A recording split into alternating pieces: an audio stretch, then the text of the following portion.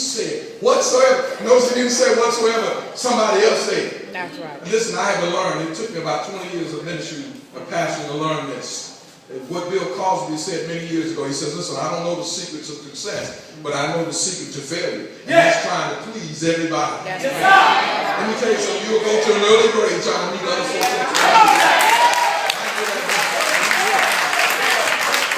And so now I'm about looking at what the Word of God says. What does the Word of God says I need to do? And I'll do it. Yes, sir. Well, I think the Lord said that you ought to do this. Well, he know my address. He know my zip code. He can hit me up on Facebook, Twitter, Instagram. He knows how to get to me.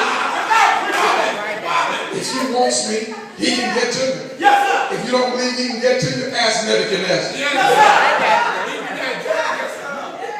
sir. Whatsoever he said unto you, do it. Notice not only these recruits had a title, not only did they have a task. Now watch this.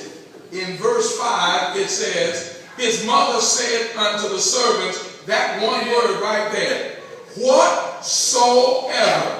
Their task is to trust him. Even though it doesn't make any sense, listen, God didn't say, I want you to trust what makes sense. And by the way, you don't really know what makes sense. Because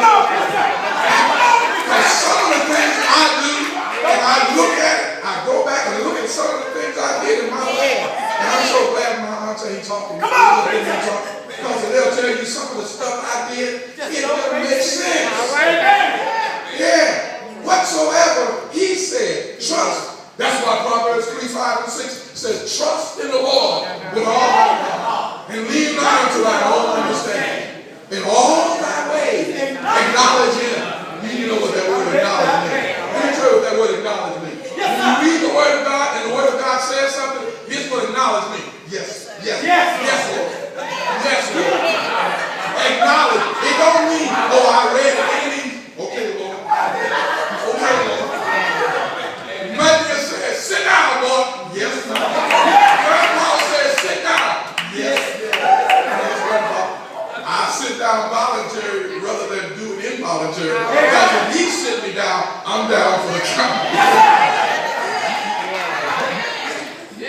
It's kind of like some of us, and I got to put myself in this category, some of us are kind of like the African antelope. I don't know.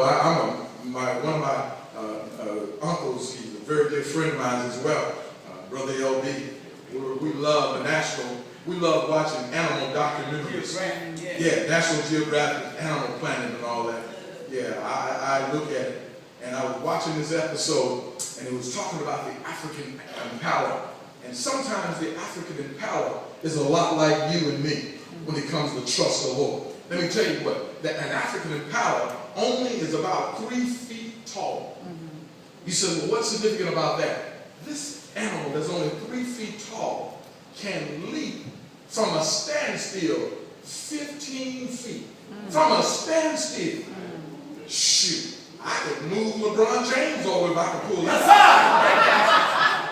Yes. But you know something fascinating? If you go to a zoo or something like that, I'm told that you can keep an antelope, an African antelope or an impala, in an enclosure 4 feet tall. They'll never come out. They'll never get out. But wait a minute now, Pastor. You got your numbers mixed up here.